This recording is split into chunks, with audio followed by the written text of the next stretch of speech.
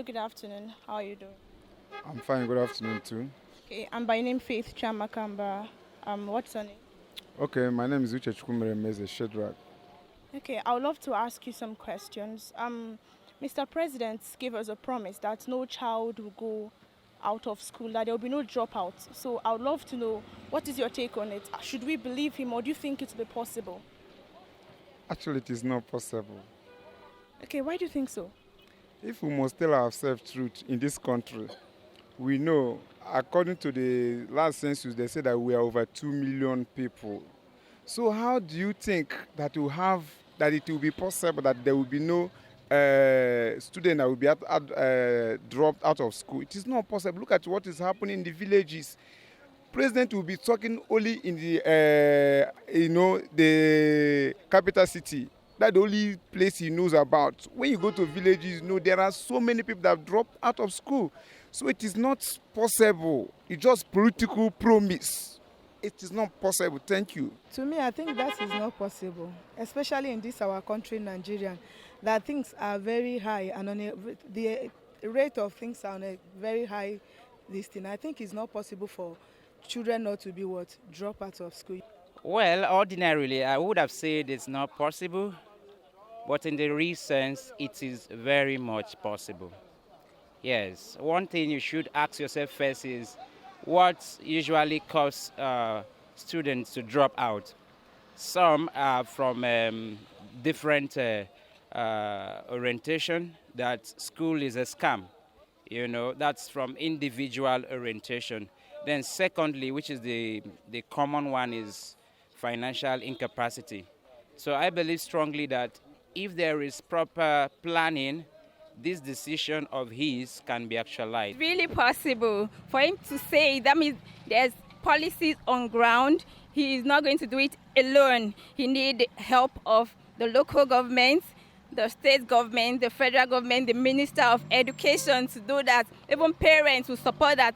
And other things, you could put other things in place for him to achieve it, like increased minimum wage and employment rate. He should just boost the employment rate of parents, you understand? That is a good one. That is if he can keep to his promises.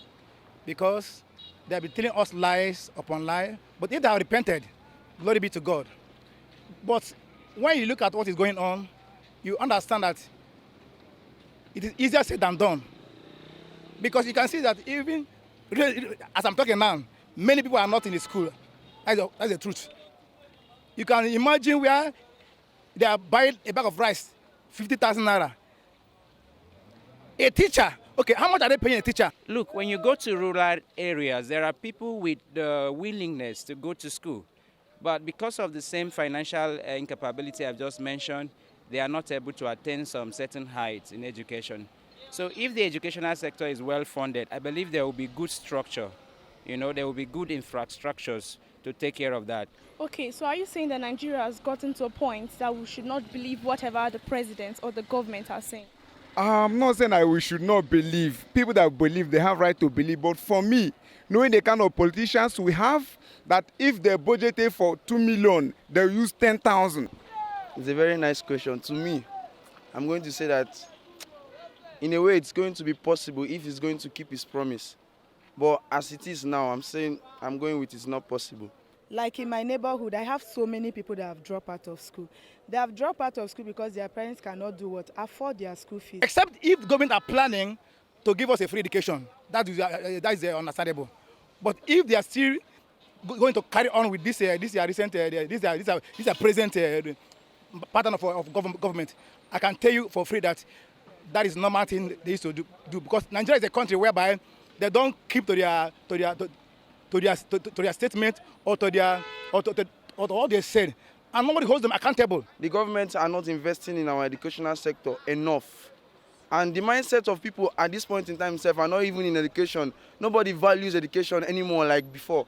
Because as it is now, maybe most people want to earn money now. Because if you check, most people that have graduated from school, most of them doesn't have job at this time. And when you see it at this point of view, and others growing up, when they check that my elder sister is at home, my elder brother, they are graduated from school, he's also at home, what is my own, why will I go to school?